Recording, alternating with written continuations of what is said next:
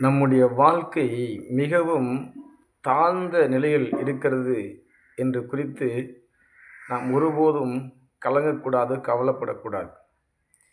ஏன்னா, இன்னைக்கு நம்முடைய வாழ்க்கை தாழ்ந்த நிலையில் இருக்கலாம்.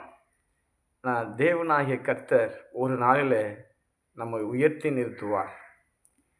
இது மட்டுமல்ல, சில நேரங்கள்ல நம்முடைய வாழ்க்கை மிகவும் துக்க காரியங்களோடு நிறைந்ததா காணப்படும். பல வருத்தங்களோடு, உபத்திரவங்களோடு, பாடுகள் மத்தியில நம்முடைய வாழ்க்கை கடந்து போகக்கூடியதா இருக்கும். அதில நம்ம துக்கப்படுற நாம, "ஐயோ! என் வாழ்க்கை என்னைக்குமே இப்படியே தான் இருந்துருமோ?" அப்படின்னு சொல்லி, அந்த ஒரு விஷயத்திலும் நம்ம கலங்கக்கூடாது, கவலைப்படக்கூடாது. இன்னைக்கு துக்கத்தோடு இருக்கிற நாம, ஒரு நாளில அதிலிருந்து ரட்சிப்பை பெற்றுக்கொண்டு, எந்த ஒரு விஷயம் நம்மை துக்கத்துக்குள்ளாக்குதோ, அதிலிருந்து நம்ம ரட்சிப்படைந்தவர்களாக, நாம் நல்ல நிலையிலே உயரக்கூடிய ஒரு சூழ்நிலையும் தேவனாகிய கர்த்தர் நமக்கு உருவாக்கி கொடுப்பார். ஏனென்றால் வேத வசனம் இப்படி சொல்லப்பட்டிருக்கிறது. யோபுவின் புஸ்தகம் 5ஆம் அதிகாரம் வசனம் 10ல் அந்த வார்த்தை சொல்லப்பட்டிருக்கிறது. நான் அதை நம் எல்லாருக்காகவும் நான் வாசிக்கிறேன். தாழ்ந்தவர்களை உயரத்தில் வைத்து துக்கிக்கிறவர்களை இரட்சித்து உயர்த்துகிறார். தாழ்ந்தவர்களை என்ன செய்கிறாராம் தேவனாகிய கர்த்தர்? அவர்களை உயரத்தில் வைக்கிறாராம். ஸோ இன்னைக்கு உங்கள் வாழ்க்கை தாழ்ந்த நிலையில் இருக்கலாம்.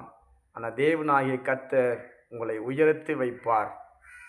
அநேக ஜனங்களுக்கு மத்தியிலே, உங்களை சுற்றிலும் இருக்கிற மக்களுக்கு மத்தியிலே, உங்கள் வாழ்க்கையை, தாழ்ந்திருக்கிற வாழ்க்கையை உயரத்தில் வைத்து உங்களை ஆசீர்வதிப்பார்.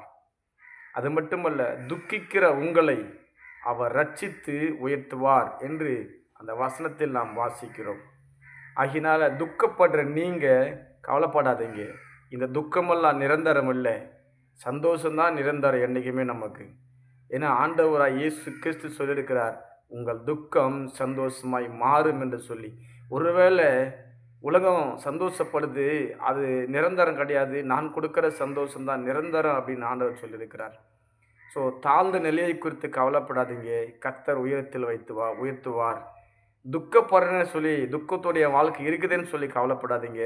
அதிலிருந்து கர்த்தர் உங்களுக்கு ரட்சித்து உயர்த்தி வைத்து ஆசீர்வதிப்பார். ஸோ மறுபடியும் அந்த வசனத்தை வாசிக்கிறேன். யோபுவின் புஸ்தகம் 5ஆம் அதிகாரம் 10ஆம் வசனம்.